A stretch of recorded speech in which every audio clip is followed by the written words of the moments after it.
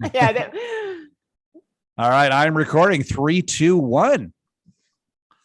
Hello and welcome to the Gonzo Experience. I am David Gonzo Mamano, your host. Been doing this podcast for over 5 years. So excited to help you with your entrepreneurial path. I love my guests because they're always willing to share their journey, the highs, lows, and everything in between. Today I have on the show, really, I'm like super psyched because she's a superstar guest, Helen Greiner. Helen, welcome to the show. Thank you. It's wonderful to be here.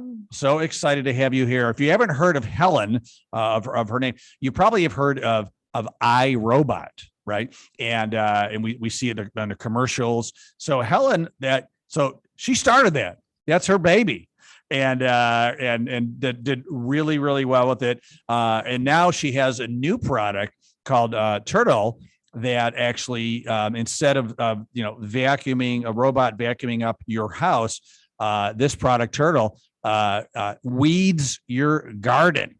How about that? Like, who likes weeding? Nobody likes weeding. What a great idea! So we're going to learn more about that. And what I love about this product too is solar powered. So you are in line with everything today. So excellent. So Helen, there it is. There it is. If you're watching this, she just held it up. And I'll throw this out right from the beginning. It makes a great Christmas present, right? It makes a great holiday present.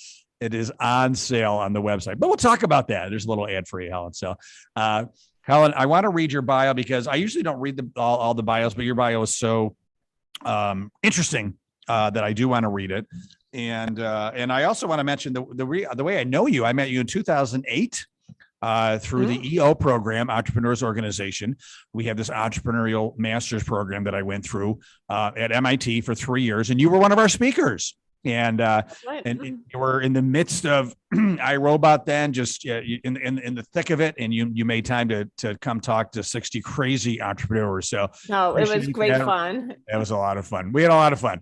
We heard you speak, and then you decided to hang out with us afterwards, and we had a great time. We'll leave it at that, right? So I'm going to read your bio, Helen, and we're going to get into it. So Helen Greiner, she's recognized for being one of the most influential women in the robotics industry. Helen is the co-founder of iRobot, where she served as chairman for more than 18 years, and is the current CEO of Boston-based startup Tertill, and this is spelled Tertill. Which is a cool twist on the name Tertill, right? And so this is the garden's weeding robot. Helen graduated from MIT with a master's degree in computer science and began her tenure in the technology and robotics industry when she operated at the forefront of the successful launch of the iconic Roomba, which is a vacuuming robot, and now lives in over 20 million households worldwide. As CEO of Tertill, the first and only solar-powered robot designed to weed home gardens automatically, Helen leads the company in bringing disruptive technology to the underserved outdoor segment of the smart home market and the 42 million households in the U.S. that have vegetable gardens. Throughout her career, Helen has also worked at NASA's Jet Propulsion Laboratory and the MIT Artificial Intelligence Laboratory and served on the board of the Open Source Robotics Foundation. She was named one of America's best leaders by the Kennedy School of Harvard in conjunction with the U.S. News World Report, an innovator for the next century by MIT Technology Review. Helen was also inducted into the Women in Technology International Hall of Fame in 2007 and is a trustee of MIT and the Boston Museum of Science. Helen, no one could ever say that you're a slacker. Congratulations on all this massive success and giving back while you're still, giving back, obviously with the trustee at MIT and the Boston Museum of Science and speaking to entrepreneurs. I'm sure you still do that today, and we appreciate that. We're inspired by you. So I think the best way to start this is let's hear your story. So you graduated MIT, did you, while you were in college, did you have this idea for iRobot or how did this all come to be? No, my story started when I was 11 and I saw Star Wars on the big screen and I fell in love with R2-D2. And I speak about that all the time because I think that the arts and culture can really have an effect on what children choose to do. And it doesn't have to be science fiction, but there's, you see something as a child and you're like, that's what I want to do. That looks like the most fun. So I went to MIT to learn how to build robots and learned a lot of wonderful things doing my undergraduate and graduate work there. And I actually left the PhD program to co-found iRobot because it looked like to me, you could get a job in robotics, but it would have to be at a government lab or a university. There were no companies building robots back in 1990. So we Yeah. decided we had to make one. So Now, at that time, it wasn't common for kids just out of school to start companies. We were, it was highly unusual. It was more of the go, go learn the ropes from another company, go and get some experience first. So it was, it wasn't like now where venture capitalists are, kind of looking for those, younger entrepreneurs who know the new technologies and have that passion and don't know enough that it can't be done. So they go and do it. So yeah, so you not only were it was a different time in 1990, you were young, as you say, but also being a woman in technology. Was that kind of the 1-2 punch where you had to work even harder? I like everything in life. It's a double-edged sword, right? Maybe I had to prove myself more, but I was always remembered more, right? I would go to conferences and, a lot of times being the only woman there, people would say, oh, the robot lady. Right, the robot lady. So you would stand out. Yes. So how did this idea come to you? Were you just kind of sick of cleaning your own house and said, would it be great if a robot could do this? Well, remember, we started iRobot in 1990. It wasn't until 99 we started working on the Roomba, and we did every kind of robot, any robot for money, we used to say. And we usually got large companies or the US military to pay for the development, and we said they're going to do the marketing, they're going to take it to market, and we're engineers, right? What do we know about marketing? And so we always left it to them, and it never got past the prototype, right? We did have one that went past the prototype. We had a doll on the market with Hasbro, and we had an oil robot that went down a mile into a test well in Shreveport, Louisiana. We had a large commercial cleaning robot. We had robots for law enforcement. We had robots for the military, but it wasn't until we started pushing the marketing on our own that we were able to make commercial headway. And the Roomba was your first commercial hit. Yes. The first commercial hit, but it happened at the same time as the military robots. In 2002, we put the Roomba on the market, but that same year we had the PackBots, small tank-like robots, very small, like, you can pick them up, and they can climb stairs, and they were used to go into caves and to go up and remediate bombs over in Afghanistan and Iraq. So they would have probably stayed in the research lab for a long time, but there was such a need for them because they were sending humans, they were sending soldiers into caves with a rope around them, just like we did in Vietnam. And, going into a cave to take that first look is not something that a soldier should be doing. So we were very proud to get the robots out. There was a secret mission the summer of 2002. We were told we can't tell anyone, so we were very hush-hush about it. And then all of a sudden, at the end of the summer, there was a press conference from Bagram Air Base, and it was CNN, it was Associated Press, it was all the big news outlets picked it up, and they ran with it. And we even made the Jon Stewart show. So that's how. Wow. Well, very gratifying because you save lives. There's no doubt, right? You save lives, I'm sure. Yeah. Yes, the Pentagon did a report, and during those missions, the PackBots were credited with saving the lives of hundreds of soldiers and thousands of civilians. So we're very, very proud of that work. Yeah, how gratifying. That same year, we launched the Roomba in the fall. I think it was September. At the very same time as that, we actually had a robot for National Geographic in the Great Pyramids. And it was just National Geographic came to us and said, can you do a robot that does this? And we, if National Geographic comes to you, what do you say? It's like mom and apple pie, right? You say yes. Yep. But the way it was framed to us was it would be a little background mission, would use the military robot technology, have it go up these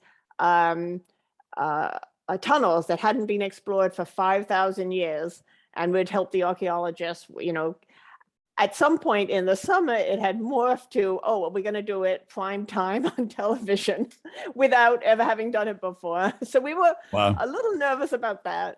And it turned out it was the day before the Roomba launch. Not through our choice. So we were all nervous, right? Because it was just a prototype, right? And when you do a prototype of a highly complex thing, you don't know if it's going to work that time or not. It still needed all the still needed a lot of work to be a finished product. But it did a little, it clawed up this tunnel. It did a little core drill through a hole, and it peeked a camera inside and on live TV, and it saw nothing. Oh, gee. It did see some things of archaeological interest, but it wasn't like King Tut's treasure. Right, yeah. Which would have been amazing, right? It was like, remember Geraldo Rivera had the show where he had they found the chest and big show, big hype, and open it up, and there was zero in there, right? It was just like that, except it did have some things of archaeological interest, and the robot worked, and that was the important thing to us. Because I mean, it did what it was supposed to do, right? So so you saw everything. So the very next day, we launched the Roomba to we had articles, Walt Mossberg, who was writing technology columns for the Wall Street Journal. We had it, I think Stephen Levy in Time magazine. There were so many articles about it, and the reason it got such big press at the beginning is because we had sent it home with the people beforehand, and for the first time when someone gave them a robot, it not only worked, but it did something really useful for them, and they just wrote rave reviews, and that really helped us because we were pretty much, we were out of money at the time. We had spent our last dollars, getting a name for the Roomba, like getting the final marketing done. But it was very hard to raise venture capital for consumer products back then. Yeah. So when did so it was like everything at once, right? Mm-hmm. These three products at once all of a sudden hit. And so the Roomba, that's a product that we all know. And we see it on commercials and all that. So did that start to take off right away, or was that concept, did it take a little while to get people like believing that it would actually vacuum the house while you weren't there? It actually had a really good holiday season that first year. And then sales started to go down. And we were wondering whether it would make it. And then one day, uptick. And we didn't know what was going on. And finally, someone sent it to us. Pepsi had run a commercial with Dave Chappelle from Comedy Central as the lead, and it had a small robotic vacuum, and it looked just like the Roomba. It wasn't a Roomba. We had nothing to do with it. And it was almost like we had a multi-million-dollar advertising campaign for free. Because people had the idea, a robot vacuum, of course I could have one of those. And they're making fun of it in the commercial. But so I like to say, sometimes you have to get lucky, but you make your own luck too, right? And we were lucky, we were in line to be lucky because we had the product on the market and it was a good product. So I don't really believe in luck, but if you put yourself in the right place, sometimes luck does shine on you. Yeah. Well, it's what do they say? The harder you work, the luckier you get, right? At some point, all the hard work is going to kind of, cross laser beams with the right timing, right? And exactly. That was a good example of keep on going, because you could have never predicted that in your business plan that Pepsi was going to run a commercial with Michael Chappelle. We seriously didn't have any more money, right? We had a hard time raising investment capital at that point. Yeah. And then it just continued to take off from there. Now it's got to be a multi-billion-dollar company, I would imagine now, right? It is. Yeah. It's continues to go. And I stayed on for let's see, I was there till 2008 when I spoke at the our class, the event, yes. And then I decided what I really like to do is the new things. I like to do the innovation part of it. I like to get products that the kind of which people hadn't seen before through that gestation period and onto the market. That's what gets me excited. So, Roomba the team there has done a fabulous job, right? They have multiple generations in. The technology is amazing, even from what we started with, where now they've got full navigation system. They just put out something that recognizes dog poop, believe it or not. That's one of the complaints we got over the internet a lot, that, oh, my dog pooped, and it spread it all over. Oh, geez. Yeah. And you have to, sometimes you have to wait until the technology is ready, that you can do it at a price point that people can afford.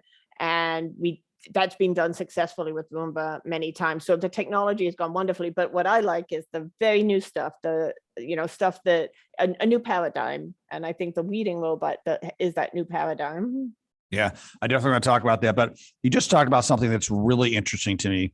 So, you were the co-founder of iRobot, and you had eventually created some incredible success, and you probably knew that it was going to continue as Roomba sold more and more. But you decided to say, hey, I'm gonna step aside. I'm gonna go.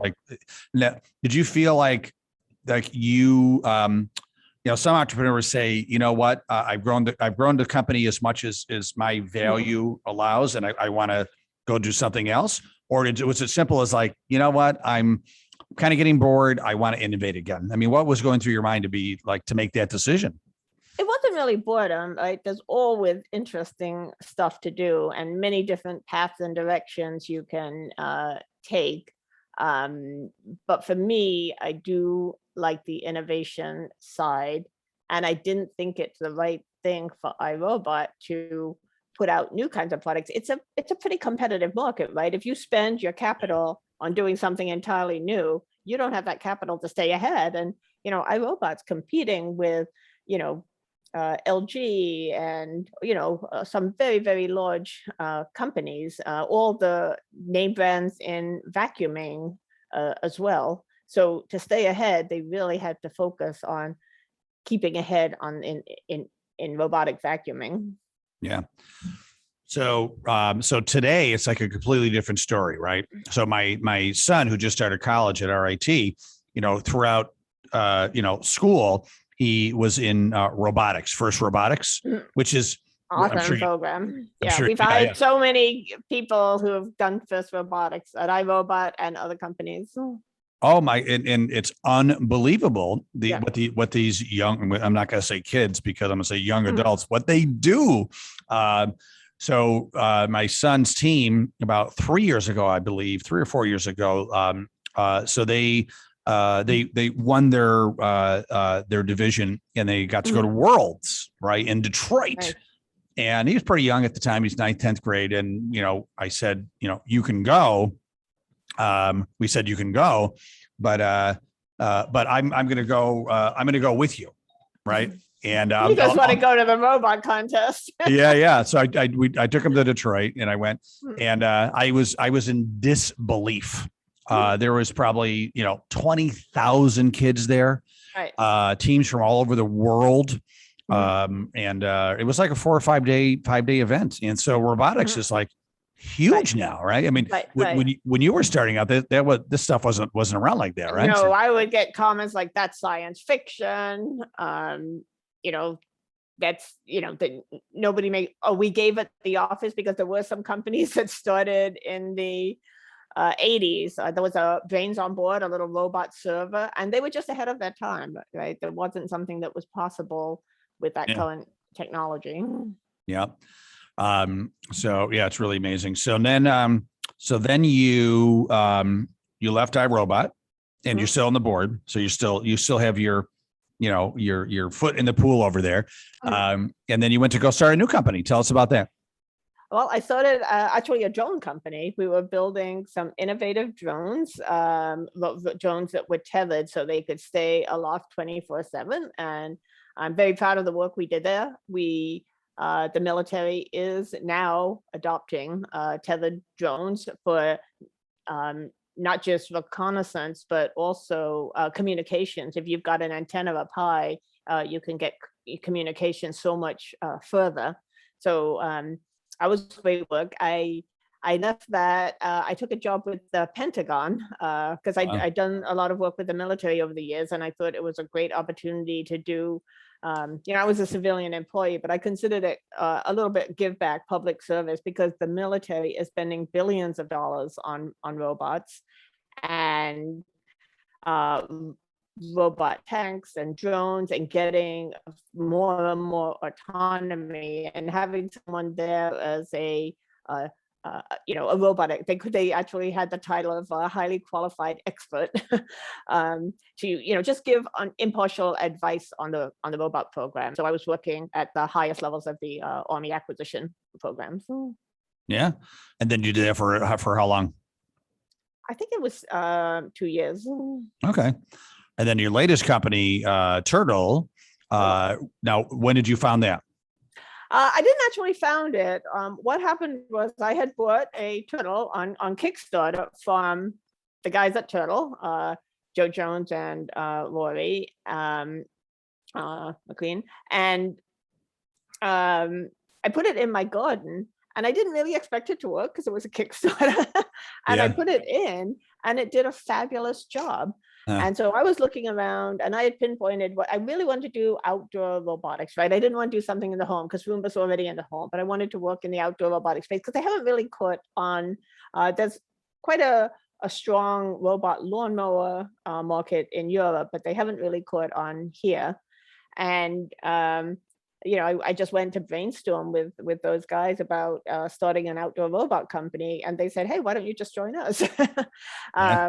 And I thought it was a great opportunity because this product is really game changing if you're a gardener like me, because you put it in your garden and turn it on, and it lives there all year. It's a truly autonomous robot. It's got the solar charge, so it works every day. And you might have to go and free it up once in a while if there's some, robot traps in your garden.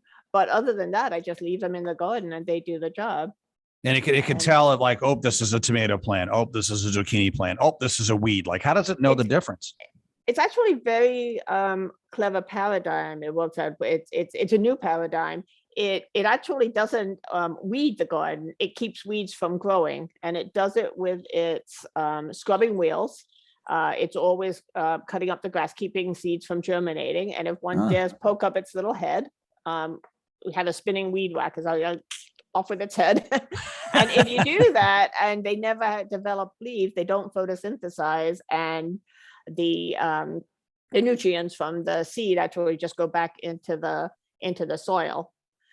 So that's the trick. It's like it constantly does the job every day rather than waiting for the weed to grow and then pulling it out.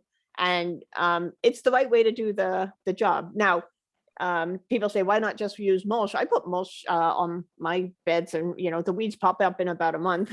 I know. And it takes a lot of time to haul it down and set it up and things. So a lot of our customers use it with mulch, especially if they need the mulch for water retention in their garden. But this just keeps it looking nice all the time.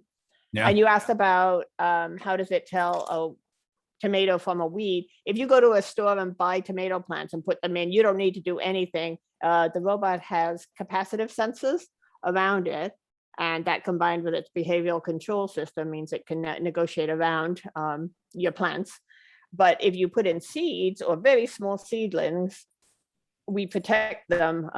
The kit includes these very thin bent wire, a little circle that goes around a seed. Or if you have a row of carrots or radishes, you put these flat linear ones down on the entire row. And these are fabulous too, because I don't know if you're a gardener, but if you don't know if you don't mark where your seeds are, you don't know where they are. Right. And these are a very convenient, low-cost way to mark where your seeds are without having to, make string patterns and stuff. So I would enjoy these without the Tertill, and then the Tertill just detects the metal and goes around them like a plant. So it's got a double function. It acts as a sensor to the Tertill, and it also lets you know where your seeds are. I like that very much. That's an ingenious idea. Yeah. So you can grow them from seed or from very small plants, just mark them, or if they're tall enough when you buy them from the store anyway, then you won't even need that stuff because You don't have to do anything. it's got like a height sensor, right? Is that what it is? So yeah.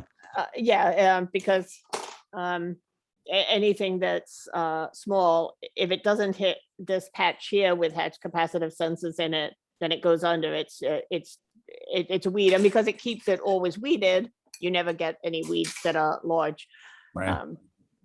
So it really is a clever paradigm and the right way to do the weeding. And we have some customers that use them beyond the vegetable garden in landscape beds, but you have to have a border around it.